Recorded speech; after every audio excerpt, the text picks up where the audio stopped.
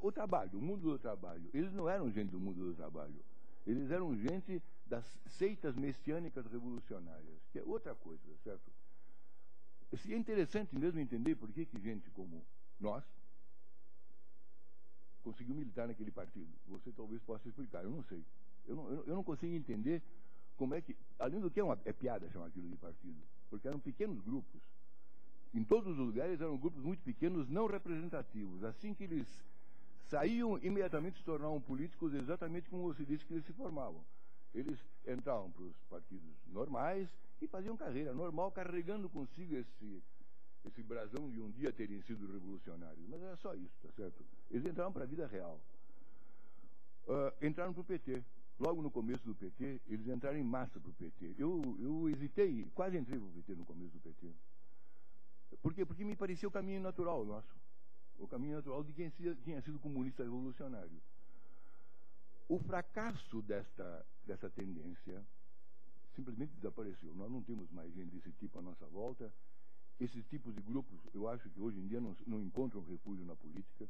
No máximo, eles devem parar no PSOL, ou devem formar a ala esquerda do PSOL, alguma coisa desse tipo. Mas eles não tem importância nenhuma. Mesmo dentro da nossa universidade, das nossas universidades, eles não têm mais o peso que tinham. Eu duvido que eles venham a fornecer a equipe de professores que foi fornecida pela nossa geração. Não é mais o espírito do tempo. O espírito do tempo mudou para melhor. Outro dia, aquele dia que a gente estava jantando lá em Biu, né? Você me disse, eu não sou como você que é comunista, etc. Você ainda acha que eu sou comunista? Eu já deixei de ser. Eu já deixei de ser. Agora, você era do Partidão mesmo? Mas mostra que o Partidão já era mais sensato. Mostra que o Partidão representava uma ala que estava disputando efetivamente poder político real na sociedade. Enquanto nós não estávamos disputando poder político social na realidade. Estamos preparando o futuro golpe de Estado. De massa. Foi o único, é verdade. O único. Bom, o fato é que o Leôncio manteve uma espécie de sanidade mental, porque era disso que se tratava, para pensar a sociologia de uma forma que desse mais peso às teorias surgidas da pesquisa empírica do que aquelas provindas da teoria em si mesma. Aquela que provinha da teoria em si mesma agradava o pessoal da filosofia, porque é disso que eles tratam. Mas quem esperava uma ciência empírica não podia esperar uma coisa dessas. Então, mais ou menos todos migraram em direção à pesquisa. E o Leôncio foi certamente um dos mais bem-sucedidos nisso, assim como o Fernando foi um dos bem-sucedidos em política. O Florestan, curiosamente, que é a semente que está na origem disso, carregava no seu coração uma semente milenarista que o levou para o PT. Tem a ver com a origem social dele. Ele era o filho de uma agregada, tinha sido garçom, tinha sido engraxate. Ele, na verdade, foi para a sociologia. Ele se interessou por sociologia e foi o conselho que o Hermínio Saqueta deu para ele, que ele fizesse carreira acadêmica. Foi provavelmente o conselho mais sensato que o Hermínio deu para um dos seus jovens partidários. Tá certo? Mudou até, mas mudou a história do marxismo no Brasil também. Porque o Florestan, depois de ter educado o nosso pessoal, o Ian, então, voltou para isso. O livro dele sobre a Revolução Burguesa no Brasil é de novo uma volta para esse marxismo visceral. É de novo uma coisa desse tipo. E tanto que ele vai parar no PT e vai parar no governo. Não, no governo não. No aparelho do Estado, no Congresso. Esse tipo de coisa, o Leôncio escapou completamente. Eu acho que o Fernando... Eu nunca imaginei que você realmente tivesse sido militante do Partidão. Você foi militante dentro do Partidão? Não, você foi o primeiro que falou. Você foi o primeiro que falou nisso. Em todo caso,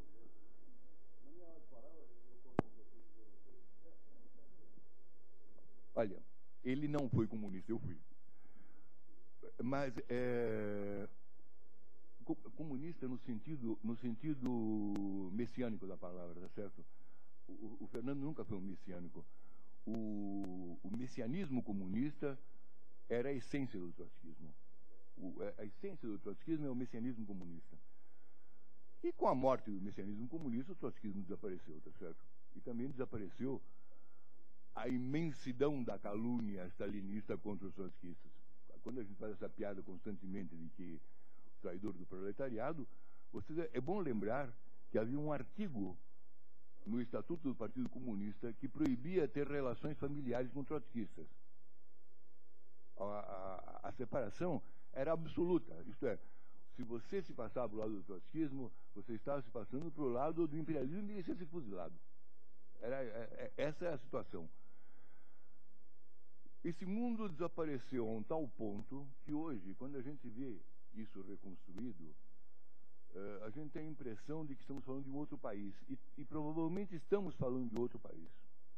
Aquilo que aconteceu mudou o Brasil tão radicalmente, e os milicos tiveram importância nisso, mudou o Brasil tão radicalmente que hoje podemos começar a fazer pesquisas sociológicas objetivas. Hoje não, há muito tempo. Eu quero...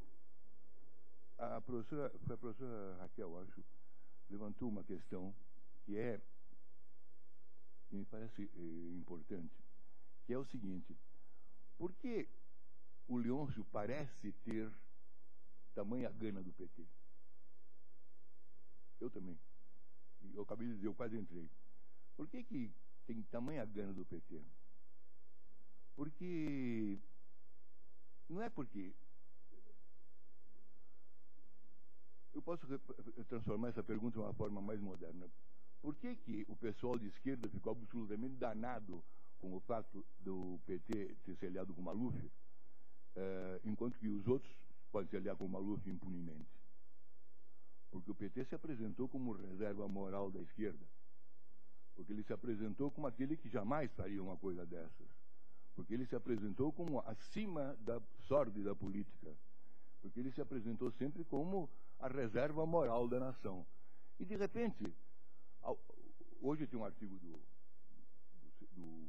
de alguém do diretório estadual, acho, está na Folha, do diretório estadual, dizendo exatamente: por que vocês querem cobrar de nós aquilo que vocês não cobram de vocês mesmos? Vocês fazem aliança com o Maluf, por que nós não podemos fazer?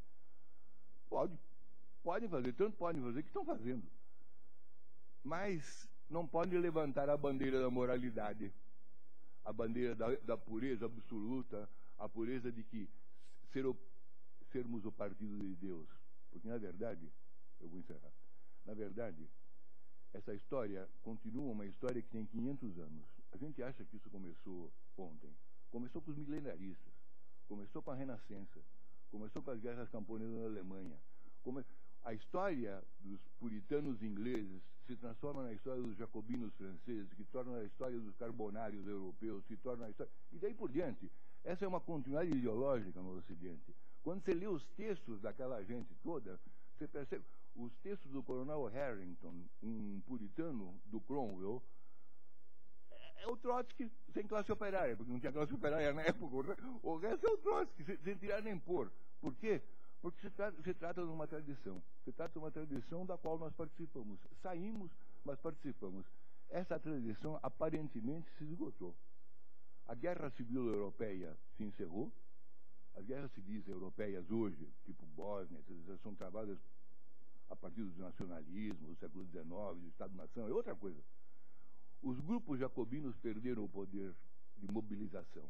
E como eles perderam o poder de mobilização, o próprio PT se transformou em outra coisa. Eu acho que o PT está marchando para se tornar um partido social-democrata.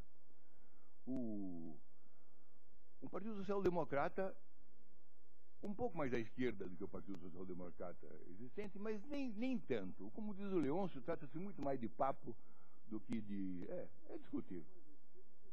É discutível. Eu também acho que é bem discutível. O papo parece mais à esquerda. E é por isso mesmo que a gente pode continuar cobrando o Maluf deles. E eles não têm o direito de cobrar o Maluf da gente. Leôncio, parabéns pela carreira que você teve. Parabéns pela carreira que você tem. Parabéns pelo bem que você fez para a USP, viu? Para a USP e para as ciências sociais no Brasil. Vocês fizeram alguma coisa realmente extraordinária. Saíram out of ideology. Lembra-se do texto? É do Dahrendorf. Para fora da ideologia. Conseguimos. Conseguimos. Hoje estamos livres da ideologia e eu não sou mais comunista.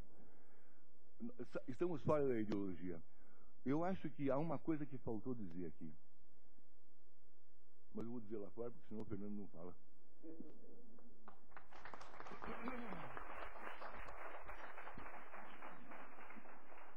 Muito obrigado, Otaviano. Então agora nós passamos ao presidente Fernando Henrique Cardoso, que foi colega, professor, colega e diretor do CESIT no início da carreira do professor Leôncio Martins Rodrigues.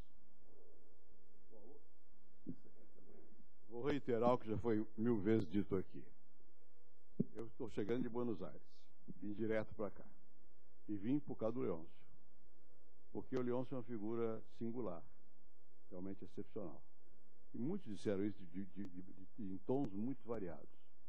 O Barão de Fiore aqui, mencionando o porquê que o Leôncio não é considerado reacionário, ele não é. E porque ele, como ser humano, é um ser humano solidário. Se é uma característica do Leôncio, é a solidariedade, uma generosidade. E isso não é só em termos pessoais, políticos também. Nos momentos, hoje é todo mundo democrata, todo mundo critica à vontade. Na época difícil, na época da ditadura, pouca gente tinha coragem de abrir a boca, e muito menos ainda de fazer qualquer gesto. O Leôncio fazia, abria a porta, abria a casa, se arriscava. Ele não acreditava. Ele era, eu não diria cético, mas realista o suficiente para saber que estávamos entrando num caminho equivocado. Mas ele não negava o apoio. Então eu acho que o Leôncio realmente, como pessoa, merece toda a nossa admiração, todo o nosso respeito. Mas também como intelectual. E vou dizer por quê. Talvez o Leôncio, contraditoriamente, seja o real discípulo do Florestan, pela paixão pela sociologia. Não pelo estilo, mas pela paixão pela sociologia. Pode ser que depois, no final da vida, o Florestan tenha se transformado em algum mais, como você disse aqui, alguma tintura de milenarismo. Mas a vida do Florestan, aquela que ele nos incutiu no Leôncio também, era outra. Era a sociologia como profissão. Era da base de pesquisa, que foi repetida às vezes aqui por todos que falaram sobre o trabalho do Leôncio, tem base empírica. Ele tem opiniões, mas ele está lá, ele cavocou, ele mostrou.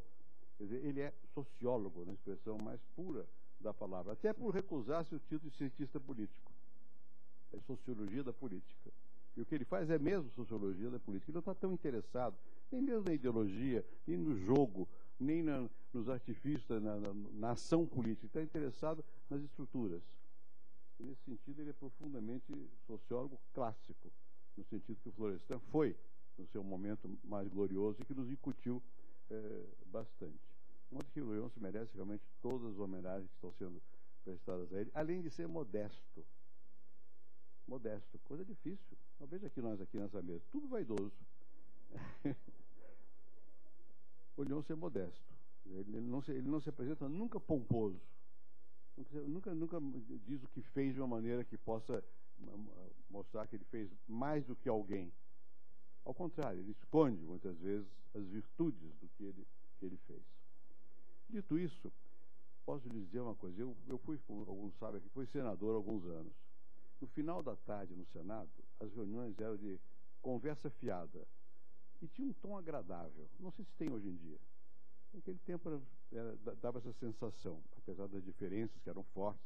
Eu fui senador quando ainda havia regime militar, estava em oposição. Mas, num certo momento, dá uma espécie de desarmamento. Essa reunião está parecendo isso. Porque as pessoas estão transformando isso aqui numa espécie de confissão dos seus contactos, das suas crenças, das suas ilusões, das suas desilusões. O que é bom, que é um momento de comunidade, no sentido mais puro, que a gente fala desarmadamente. É sempre perigoso, porque tem Twitter, tem jornalista, tem registro, mas, enfim, é melhor ter a ilusão de que se pode falar desarmadamente. Então, já que todo mundo contou história, e o Barão especialmente, eu não me lembro nem mais quando eu conheci o Leôncio. O Leôncio foi aluno da Ruth, minha mulher, aqui na escola Fernão Dias Pais. Porque ele entrou tarde para o curso normal, que ele